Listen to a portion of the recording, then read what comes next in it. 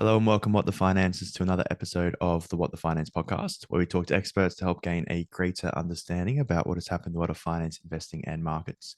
On today's podcast, I'm happy to welcome Julian Brigden, who's the co-founder and president of Macro Intelligence 2 Partners. So, Julian, thanks for joining the podcast today. Pleasure. Thank you very much, Anthony. No problem. And I'm really looking forward to speaking today. So, you've talked a lot about hyper-financialisation of the Mm, markets and how this has created a phenomenon where the markets actually drive the economy. And that might just be one thing that this has caused, especially mhm. in the US. So, I guess, what, in your opinion, what has influenced this, and I guess how is it affecting recent market structure?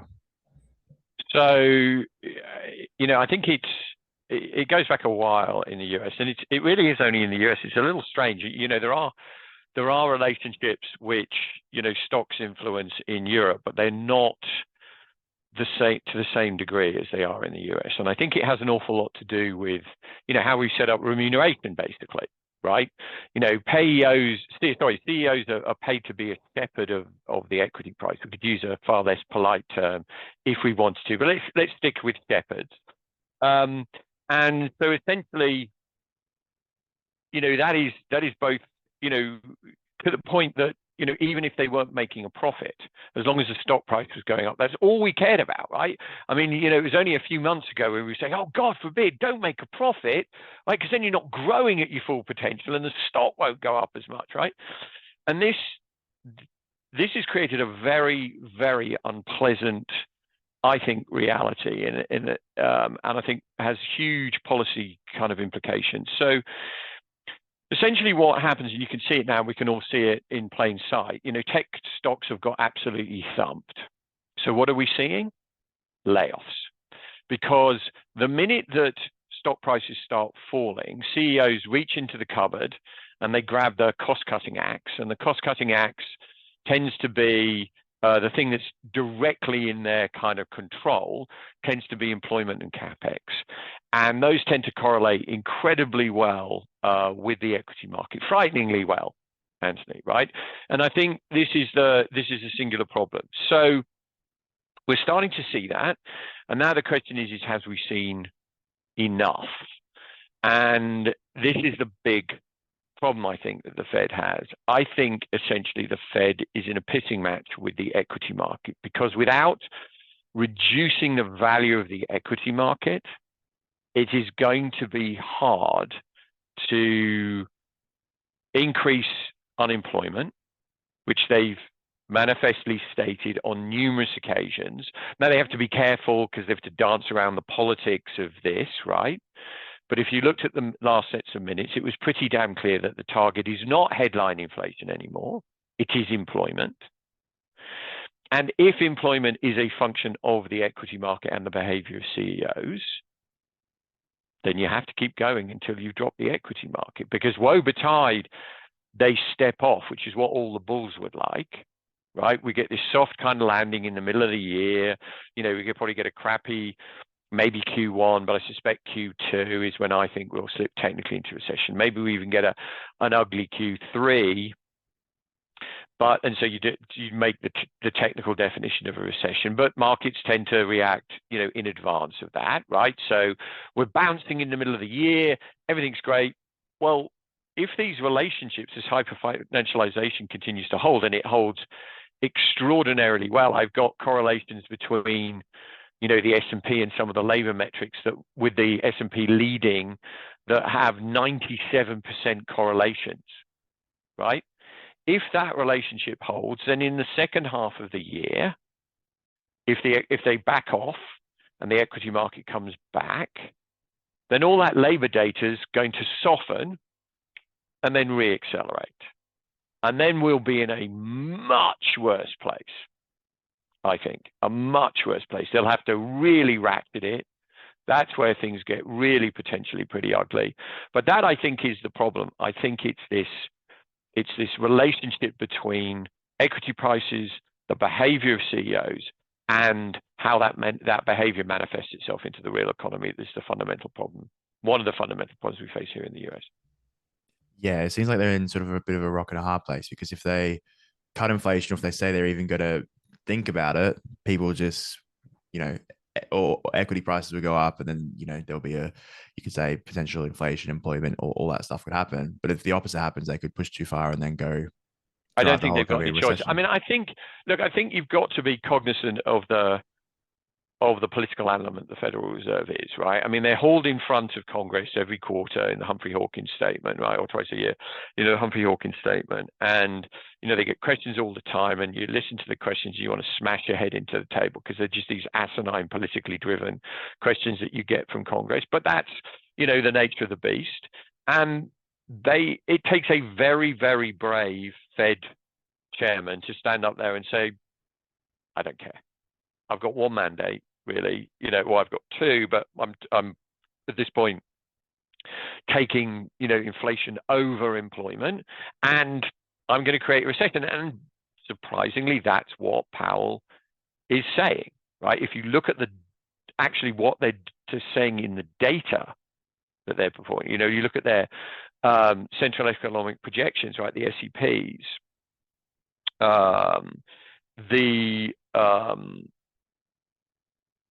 they're looking for a 0.9 increase in unemployment this year. Well, that hasn't happened without a recession, right? That's never happened, because you go to 4.4 from 3.5, you're going to get a recession. And I think that's the thing that people don't understand. The Fed is basically telling you they're going to push us into recession. The market wants to believe, the equity market in particular, wants to believe it's a soft landing. The fixed income market's more price for a hard landing, but nonetheless, right? But nonetheless, they're going to push us into recession.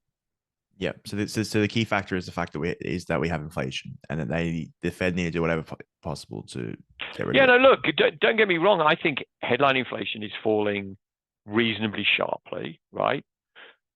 The nub of the problem becomes, where does it stop, right? Does it come all the way back? Do we get core metrics all the way back into the twos?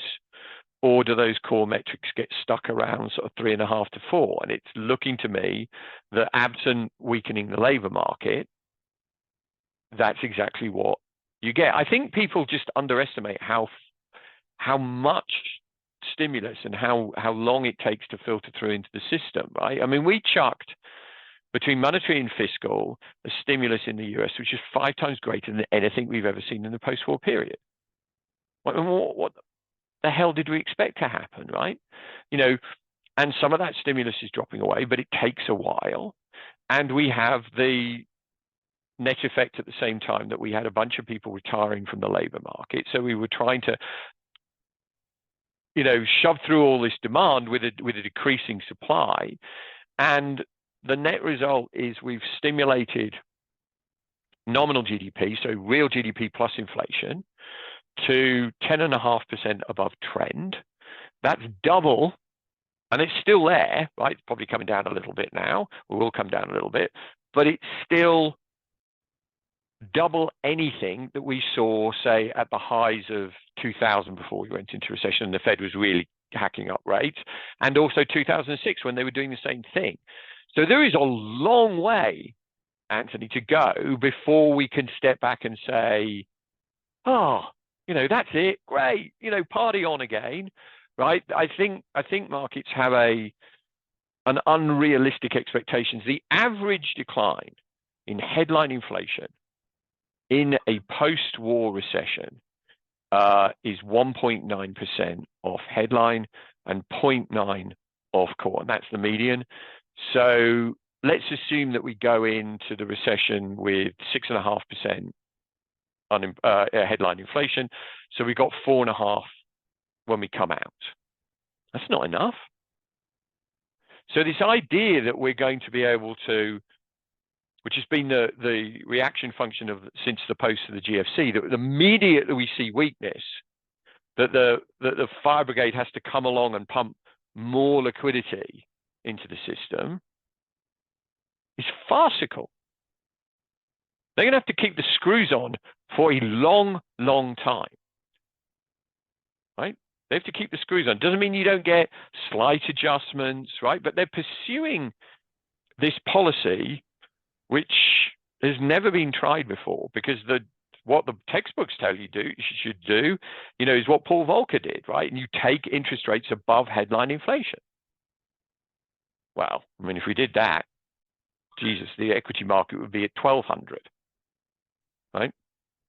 So, they're trying to do something by just pushing us into restrictive and then kind of holding us there for a while. But we'll see if it works.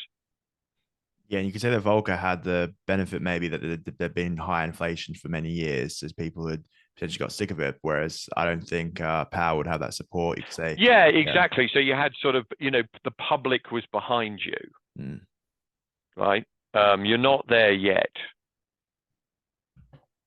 Do you think they would though? Because I guess you could look at the average person, in the US, maybe the midterms was a bit of a push towards that the average person is still leaning left. So that might be something that they're encouraging, the airdrops, the more checks, more investments to try and save. Right. And I think, you only got to look at the fiscal stimulus. I mean, it's coming down in an overall impulse, right? Oh, sorry, as a rate of change, but it's actually not declining into negative territory because we're still spending, gobs of cash, right? This year. And so, look, I think it's going to be quite a struggle to bring inflation to heel, truly to heel. It doesn't mean that it doesn't come down and look like it's all solved in the short term, but I truly believe without driving unemployment higher, you are not going to solve, because there was Timorous was writing today in the Wall Street Journal talking about, can explain most of the discrepancy in the labor market by a fall of supply, right? So we've lost workers. Well, that means actually that very simply your trend growth is even lower, right? Because basically trend growth is a function of how many workers you have times productivity, right? So, if your number of workers is down and you can't get these people back because they truly have retired, maybe we can get them back if we absolutely annihilate the equity market and the bond market, right? Their savings will be eviscerated and they'll have to come back in. But if you can't get them back, then your trend growth is even lower than the paltry 1.75% that it already is, right? And this is what I think people grossly underestimate, is just, how far we are above trend, how long it takes you to get back to trend, how historically you just don't get inflation just evaporate, right? It takes a while. Yeah, everything definitely seems to be a lot more reactive to, as you mentioned there, if it could be just a small drop in a small increase in unemployment, and we might see that big action. So are there any other trends that you're watching that you think that could, I'm sure it's all interrelated and interconnected, but you think that could have a big impact on the markets as well? Well, I think one of the things that look, to me, the saving grace that the Fed's got, even if they back off with rate hikes, which I think they will, right? I think there's probably another 225s probably, right? Is QT. To me, liquidity in the sense of overall balance sheet is the deciding factor, right? And that's why I remain bearish on this equity market, because I've maintained the view for a long time that equity markets are essentially a crack addict, right? The Fed has created a crack addict to whom they're basically beholden because of this hyper-financialisation. And so, but I've also maintained that the crack addict doesn't care about the price of crack, right? What they care about is the availability of crack, right? If the price of crack goes up, all they do is they turn more tricks or they break into more cars to get that extra money they need, right? And if you think about it in market terms, that means that market doesn't care about the cost of liquidity, in other words, interest rates. What they really care about is the availability of liquidity. And you can see that, you can mathematically prove it, that recently they haven't cared. They've actually been positively correlated to rising interest rates. What they've really only cared about is you draining the liquidity out of the system. So I think the one card that the Fed has in their favor in an environment where we have to drive the equity market down to ultimately balance the economy through the reaction function of CEOs is even when they back off rate hikes, it doesn't seem likely they're going to back off QT. That QT is going to run quietly in the background. And by our calculations, every sort of net 100 billion of liquidity out of the system is worth about 80 points on the S&P. Yeah, it's really interesting because I know Michael Howard, I'm sure you've probably heard of his thoughts about Mm-hmm. liquidity. He was mentioning how even though the Fed are going through QT, there's actually still a net increase in liquidity in the markets. I'm not sure if that's through swap lines or So, other well, factors. I mean, yes and no, right? It depends what you look at as your liquidity metric, because there are various places where liquidity can be demanded, right? It can be demanded in the bond market, and so you can look at the repos. It can be demanded by other government entities, right? They need some of that liquidity.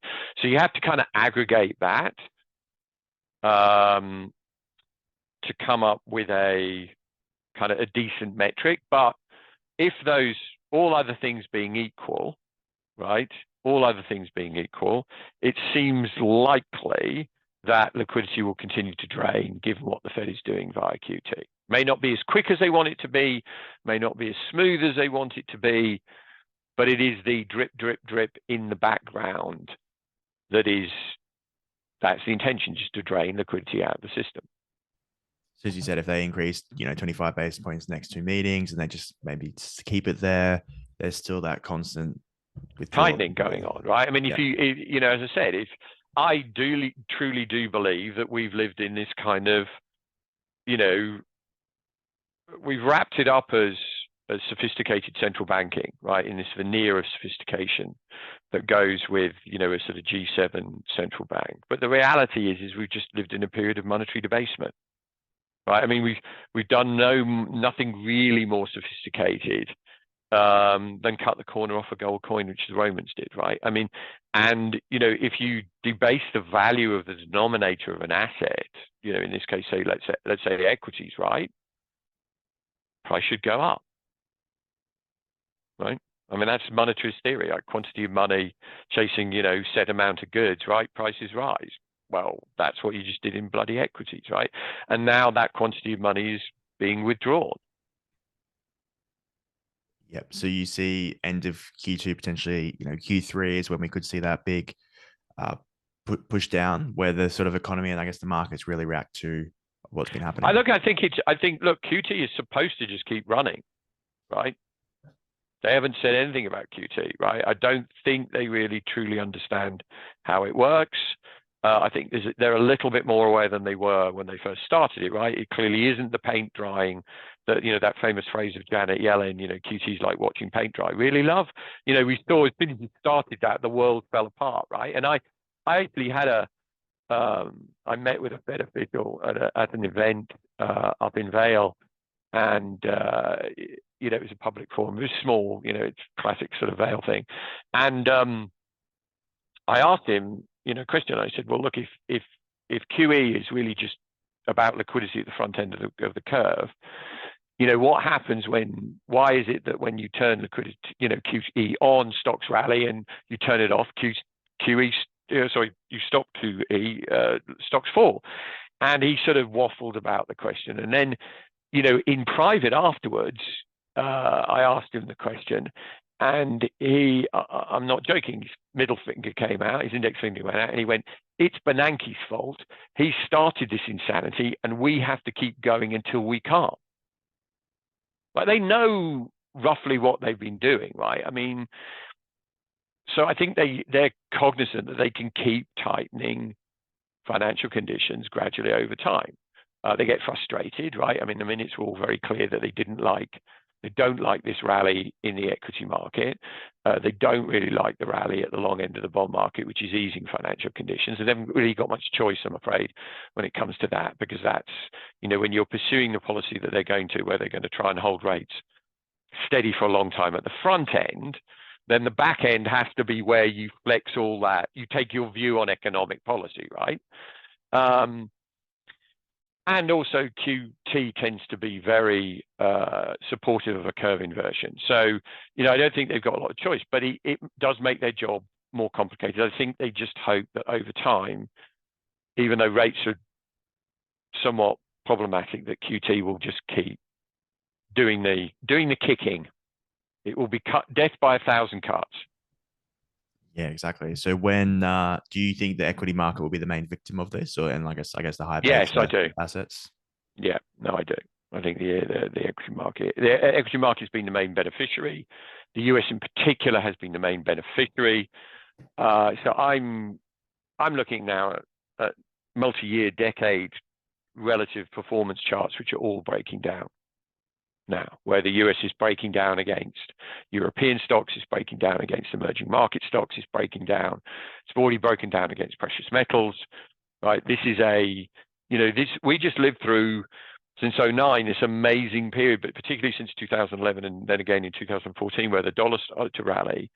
This period of what we refer to as US exceptionalism, and we did that into the dot-com bubble, Anthony, where you get kind of a rising dollar, a rising US current account deficit as an economy, outperforms or explodes on, this inflow of kind of cash, and it becomes a true reflexive in the sense that Soros used it in that sort of self-reinforcing virtuous kind of cycle, where the purchase of the asset underpins the actual fundamentals driving that asset, and that works as long as it works, right? And then that virtuous cycle can become a vicious cycle. And I think we're kind of in that vicious cycle now. So I think what we're going to see, it might be very short term, a little extended, but I think you're going to see the US now materially underperform for the next 5-6 years, right? It's just, when you buy stocks at some point, it is not US stocks that you want to be buying. You want to be buying stocks in the rest of the world. The only challenge right here, right now, is if I think the US equity market's going down another 600 or 700 points, which is kind of my base case, somewhere in the low 3,000s. Do I really want to be long anything outright, right? I mean, on a relative basis, sure. I'm long silver, I'm not short the S&P. I'm long European stocks, I'm short the S&P and tech, right, against that, But other than that, it's kind of a hard retail environment to be in, right? Because you can't always short very efficiently what you want to be long. Yeah. Sorry, short what you want to be as an offset against your longs. Yeah, makes sense. So is there the risk that, that you're saying that other countries could perform better than the US, but they're obviously probably going through similar issues as well? Or is it just sure, but I that think the point is follow the money. Yeah. Right, the money's here. The money has come here, right? We're running a near record current account deficit in the US, which is a function of an overstimulated economy. And how have we funded it, right? There are only two ways that you can fund it. US people borrow from foreigners, which they haven't done, right? Or foreigners buy US assets to fund it, right? And they buy it with unhedged currency inflows, right? So they bought US stocks essentially in euros, right? Or in yen or bonds, right? I think it's mostly to stocks. And so you create this inherent vulnerability there, right? So if the dollar suddenly falls, their returns in their own currency for holding US tech declines, right? If US stocks fall relative to their, because that's where the money is, right? The bubble, let's say, is in the US tech sector still, which I think it is, then those stocks fall, they repatriate their money, the euro goes up, right? And that virtuous circle kind of unwinds. So it's not that they're any better. I think they're all pretty shitty, to be brutally honest, right? You look around the Anglo-Saxon world, it's pretty tough to get super bulled up on anything. But where's the money? The money's here, right? And the money can go home to where it came from. And they sure as shit need it, right? I mean, Europe needs to invest an awful lot of money in defense and energy infrastructure, right? That is not going to be cheap. Where's that money going to come from? It's going to come, I suspect, from out of the US, because the US has been the main beneficiary and the recipient. Yeah, wow. So what does that mean for the US? Obviously, the markets, you said, will probably underperform. Just I from think it's a relative underperformance, and it probably is. I still suspect an absolute decline. Right, so I'm starting to play these relative games, but as I said, if I think that the S&P is falling, another, call it 15%, right? Maybe 20. Okay.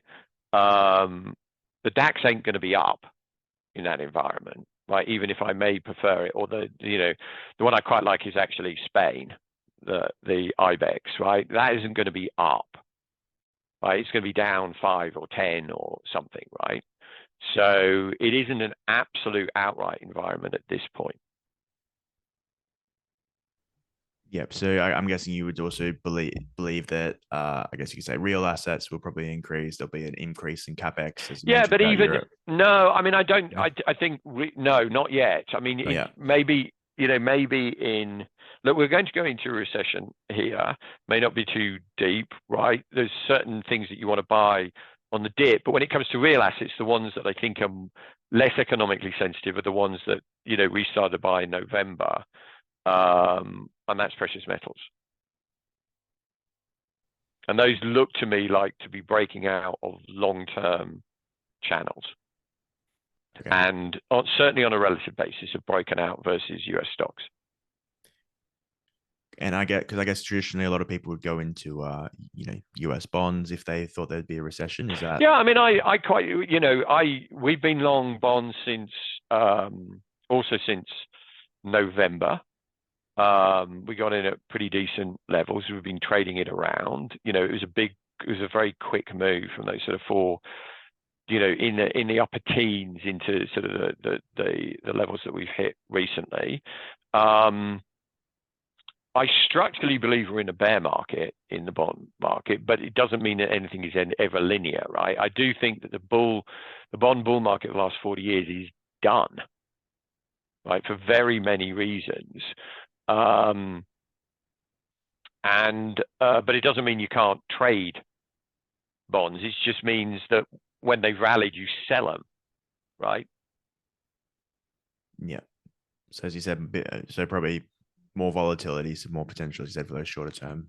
Yeah, moves. no, I mean, I think, look, the big thing that I still think the bond market is yet to address is issues in the rest of the world. I mean, I think we tend to, one of the reasons that some of my peers got very bullish, traditionally it's worked, in the summer of last year on fixed income, which was too early, was that they were seeing data weakening in the US, and it was, right? It was starting to flag, right? What they forgot, though, is that US Treasury yields aren't simply set by US economic data, right? US Treasury yields, courtesy of this effect called fungibility, right? You can create a US Treasury. You can say, let's say you can create the other way around, because this is the way it happens. You can create a JGB, right, by buying a US Treasuries and swapping the cash flow, right, and into yen. And that's what a lot of Japanese firms did, right? Companies, individuals did, and the same happened from Europe, right? Europeans bought a lot of treasuries and swapped them back into European cash flow. And what that means, though, is that you're actually quite dependent on what happens in those markets too. So when the JGB market started to come under stress, and when the bund markets, particularly, and European fixed income markets started to come under stress in the second half of the year, it pushed up treasury yields too, right?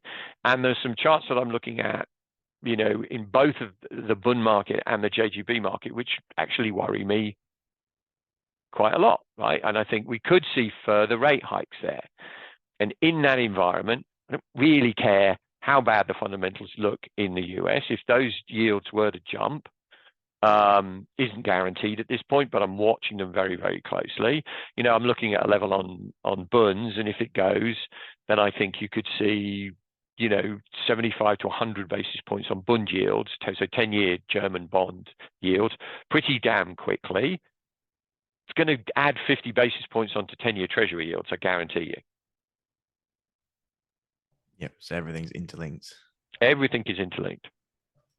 Yeah, perfect. That's really fascinating. So, Julian, thanks so much for your time today. I really appreciate it. I guess my last question is, what is one message you'd like people to take away from our conversation?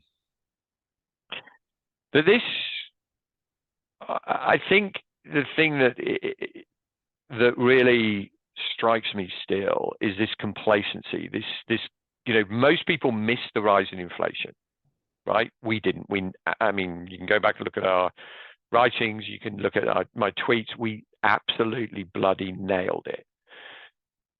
I do see inflation coming down, but the concept that it just evaporates and we go back to this kind of nirvana, I think is farcical. I think the world has truly changed, and I think you need to think very carefully about what worked in the last decade incredibly well, albeit, right? And what will work in the next decade, because I don't think they're the same thing. And I'm afraid people are still invested in what worked in the last decade. That's where the money still is. Yeah. Sorry, one more question. How do you know when to change your strategy or your thoughts?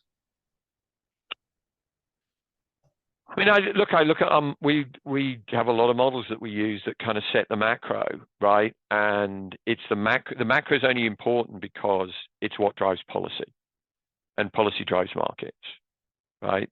To some degree. So, if suddenly the data truly imploded and we were looking at a Fed that was, ending QT, right, then the world is going to look very, very different. But I just don't believe that's the case. And so until that happens, and we're in a QT world, not a QE world, it's a very different world.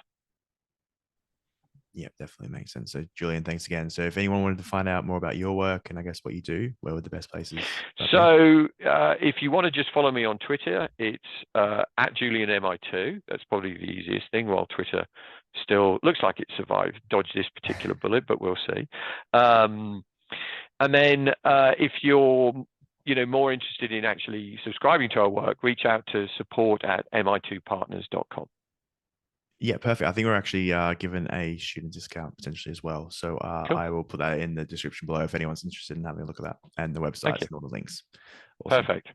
Julian, thanks. Have a good one. Pleasure. Thank you. Thank you so much for listening. And if you enjoyed the episode, please subscribe and click the bell icon so you are notified when new podcasts are released. I hope you're leaving with some great value about investing, trading, and finance. See you on the next show.